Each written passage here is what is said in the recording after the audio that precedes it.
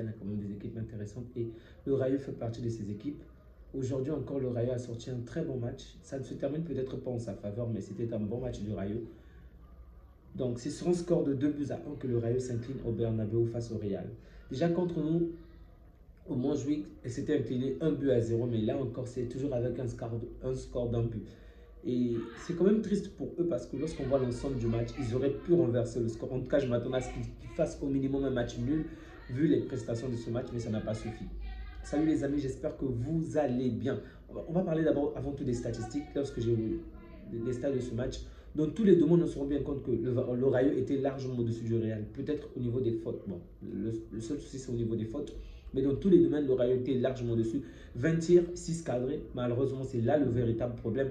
Les tirs ne sont réellement pas cadrés. Il y a des moments où tu as l'impression qu'ils se précipitent un peu trop. Prenez le calme, les mecs. Prenez le calme et jouez bien.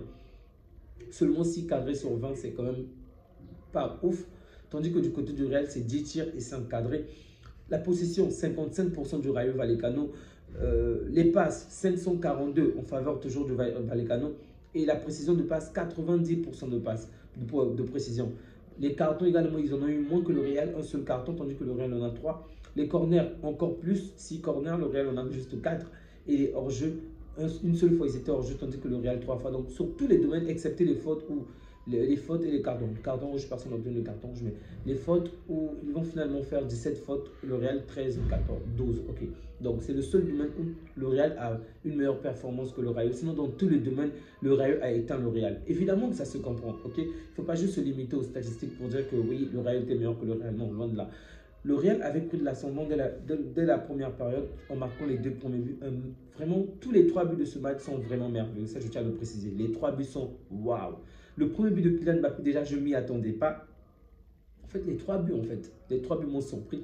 Déjà, le premier but de Kylian Mbappé, une très bonne passe. Il va casser la ligne, un très bon positionnement, se retrouver directement dans la surface adverse. Au final, ça ne sera pas considéré comme une passe décisive parce que sur son mouvement, je crois que l'adversaire va repousser la balle avec le talon, quelque chose dans ce genre.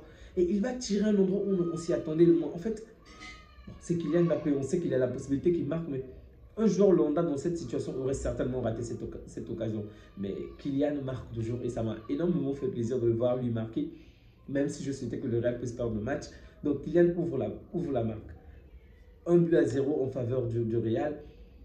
Très peu de temps après, c'est Vinicius qui vient augmenter le score. Très beau but aussi de Vinicius. Dribble par-ci, par-là, passement de jambes. C'était très beau, très long et très beau. Ça m'a donné quand même le seum, ça m'a énervé. Je me suis dit, le match va se terminer avec un score fleuve du Real. Je n'avais vraiment plus envie de voir le match. J'étais vraiment désintéressé. Je regardais, mais sans réellement mettre de l'intensité, sans réellement mettre, on va dire, un réel intérêt. Ok, je regardais juste le match, bof, pour regarder, parce que tuer le temps, on va le dire ainsi.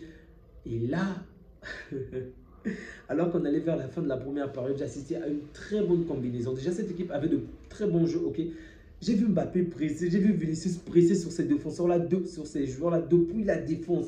Et pourtant, le jeu, là, ils ont fait une sortie de balle juste magnifique. Très beau. Tic-tac, triomphe, passe, calme, jusqu'à la fin. Et à la fin, on a cité un puissant tir. Vraiment, c'était un beau but.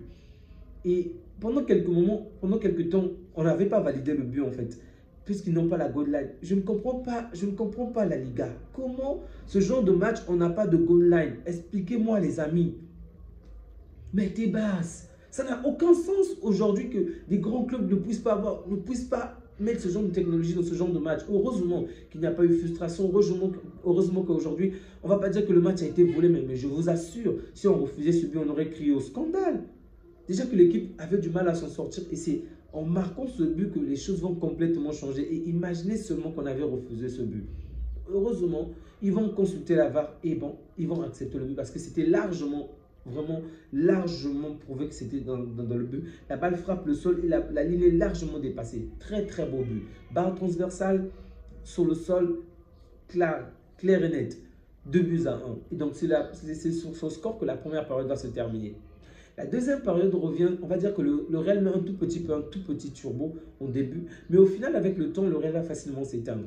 Ça se comprend évidemment puisqu'ils ont joué il n'y a pas très longtemps et ils vont encore jouer le mercredi. On a vu certains joueurs comme Mbappé sortir, Rodrigo sortir, il faut qu'ils se renouvellent, et même Bellingham, je crois qu'il a une petite blessure également, il faut qu'il se renouvelle pour le prochain match contre l'Atlético. Rappelons-le, l'Atlético qui s'est incliné aujourd'hui sur un score de 2-1. Ça aurait été tellement parfait que le Real fasse au minimum un match nul. Comme ça, on devait avoir un fauteuil assez large.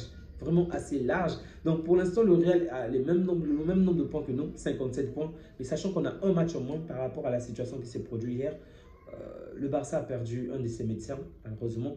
Et du coup, on pouvait jouer hier. Donc le match a été repoussé. Pour l'instant, la date n'est pas encore connue. Mais bravo aux joueurs d'Osasuna, bravo à l'équipe d'Osasuna d'avoir accepté cela. Merci à eux. Donc pour l'instant, le Real a le même nombre de points que le Barça, 57 points. Mais nous avons un match en moins. Et même si on avait même si on devait avoir que le même nombre de points, étant donné qu'on les avait chicotés au match aller 4-1, sauf erreur de ma part, donc ça nous permet toujours d'être au devant du Real. Et en plus, on a beaucoup plus de buts que le Real. Donc, il n'y a vraiment pas photo, on est premier pour l'instant. Mais je souhaitais vraiment que le Real fasse au minimum un match nul, voire une défaite. Donc, le Real qui finalement va commencer à réaliser certains changements, laisser certains joueurs se reposer pour se préparer pour ce mercredi contre l'Atlético de Madrid. Là, on se rend compte que oui, la situation qu'on traverse là n'est peut-être pas bonne, malheureusement. Il y a un défunt, mais que les joueurs puissent se reposer, peut-être puissent se retrouver le moral, ça c'est quand même une très bonne chose. Et surtout être en forme contre le Benfica. On a vu comment le match allait se passer, on a pris une blessure, du moins, on a pris un carton rouge, c'était compliqué. Nos joueurs ne s'étaient pas reposés assez longtemps. Déjà, ils ont eu très peu de temps de préparation puisqu'ils ont enchaîné pas mal de matchs. 2, il fallait voyager, donc encore épuisant. 3, il y avait un adversaire en face qui lui avait eu toute une semaine de repos. Rappelons-nous que Benfica il fait une demande au niveau de sa ligue et on les avait accordé toute une semaine de repos. Donc c'est pourquoi le Benfica était très en forme. 4, on a joué vraiment en infériorité numérique. Donc on avait tous les points nécessaires pour perdre le match face au Benfica. Mais au final, ça s'est terminé en notre faveur. Donc j'espère juste que pour ce mercredi, déjà il n'y aura pas de voyage. Ils se sont entraînés aujourd'hui malgré le deuil et tout le soutien à cette famille qui est en deuil en ce moment. Ils se sont entraînés aujourd'hui et j'espère qu'ils vont retrouver le moral, qu'ils vont retrouver la forme. Ainsi, le mardi, faire le nécessaire pour écraser cette équipe de Benfica. Vraiment, je n'ai pas peur. J'espère juste que ça sera un match plus simple, ok? Moins compliqué que le match passé, plus simple. Donc, le Real qui tient le coup pour l'instant, en espérant que notre prochain match contre nos prochains adversaires, que cela puisse être Osasuna ou quelqu'un contre adversaire, qu'on va facilement les marcher dessus et garder cette avance sur le Real. Les amis, je vous souhaite un agréable week-end, un agréable dimanche, même s'il tend à sa fin. Prenez soin de vous ainsi que des vôtres et on se dit à bientôt. Au revoir.